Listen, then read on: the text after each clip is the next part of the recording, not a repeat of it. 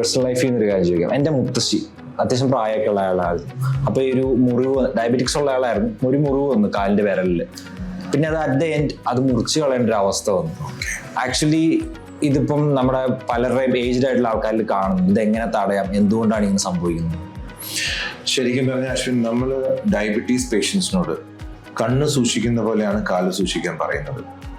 ഈ diabetes neuropathy, ഞാൻ ഈ പറഞ്ഞ ഡയബറ്റീസിന്റെ ഒരു മൈക്രോവാസ്കുലർ കോംപ്ലിക്കേഷൻ ആണ് ഈ കാലിന് ഗാംഗ്രീൻ അല്ലെങ്കിൽ ഒരു അൾസർ ഉണ്ടാകുന്ന ഒരു സിറ്റുവേഷൻ വരുന്നത്.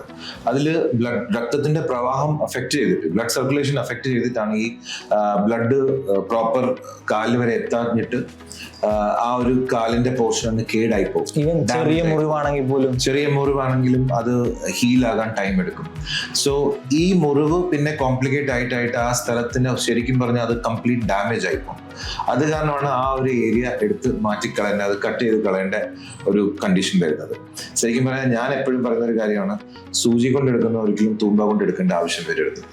സോ നമ്മൾ പേഷ്യൻസിനോട് പറയുന്നത്, ചില ചെരുപ്പുകൾ, ഇപ്പം നമ്മൾ ഫാഷൻ ഒക്കെ കോൺഷ്യസ് ആണ് എല്ലാവരും. അപ്പം ചില ആൾക്കാർ ഭയങ്കര ഫ്ലാറ്റ് ചെരുപ്പിടും, അല്ലെങ്കിൽ ഒത്തിരി ഹാർഡ് ചെരുപ്പിടും.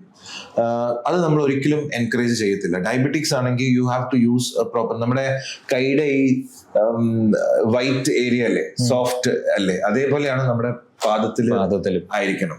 സോ ഏറ്റവും ബെസ്റ്റ് നമ്മുടെ കാലിന് നന്നായിട്ട് മെയിൻറ്റെയിൻ ചെയ്യുക.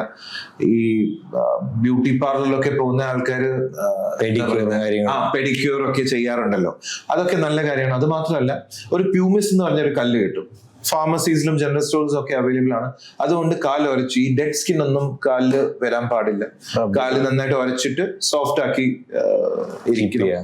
അത് മാത്രമല്ല, രാത്രി കിടക്കാൻ നേരം കാലൊക്കെ നന്നായിട്ട് മോയ്സ്ചറൈസർ തേച്ചിട്ട്, അല്ലെങ്കിൽ കോക്കനട്ട് ഓയിലോ അങ്ങനെ വല്ലതും മോയ്സ്ചറൈസറും തേച്ചിട്ടാണ് ഉറങ്ങേണ്ടത്. കാരണം ഈ കാലിന്റെ ഷുഗർ ഉള്ള ആൾക്കാർക്ക് കാലിലും കയ്യിലെ സ്കിന്നിന്റെ എണ്ണമയം കുറഞ്ഞു പോകും. അപ്പൊ ഈ ചൊറിച്ചിലും അതേപോലെ പല വൂൺസ് ഉണ്ടാകാനുള്ള സാധ്യത വളരെ കൂടുതലാണ്. അത് മാത്രമല്ല, ഡയബറ്റീസ് ഉള്ള ആൾക്കാർക്ക് സ്കിൻ ഡിസീസ് ഉണ്ടാകാനുള്ള സാധ്യത കൂടുതലാണ്. അതിന്റെ പുറകിൽ ഇതാണ് റീസൺ, ഈ സ്കിന്നിന്റെ മോയ്സ്ചർ നഷ്ടപ്പെടും. So they have to use some moisturiser. അപ്പൊ അത് ചെയ്താൽ prevention is better than cure.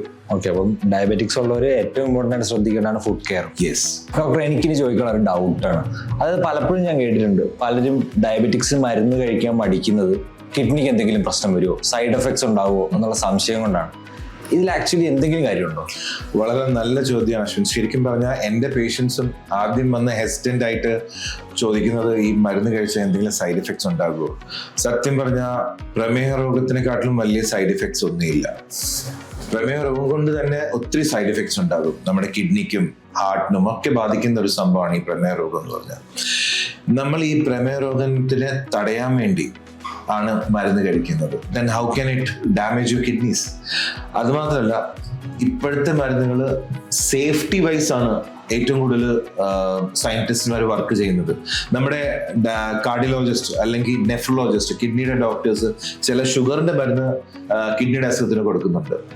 So അത്രയും ബെനിഫിഷ്യൽ, ഇപ്പൊ ബെനിഫിറ്റ് ആണ് കൂടുതൽ നോക്കുന്നത്. അത്രയും ബെനിഫിഷ്യൽ മെഡിസിൻസ് ആണ് ഇത് ഇപ്പോ മാർക്കറ്റിൽ അവൈലബിൾ ആയിട്ടുള്ളത്. Actually we are living in A very good എറ. ഒരു നല്ല ഒരു ഭാഗ്യമുള്ള ഒരു ടൈമാണിത്. കാരണം ശരിക്കും പറഞ്ഞാൽ ഷുഗർ ആണ് നമ്മുടെ ഈ രക്തക്കുഴലിന്, ഈ കിഡ്നിയുടെ രക്തക്കുഴലിന് ഡാമേജ് ചെയ്തിട്ട് പ്രോട്ടീൻ നമ്മളെ കിഡ്നി ത്രൂ ലീക്ക് ആയിട്ട് കിഡ്നിയെ ഡാമേജ് ചെയ്യുന്നത്.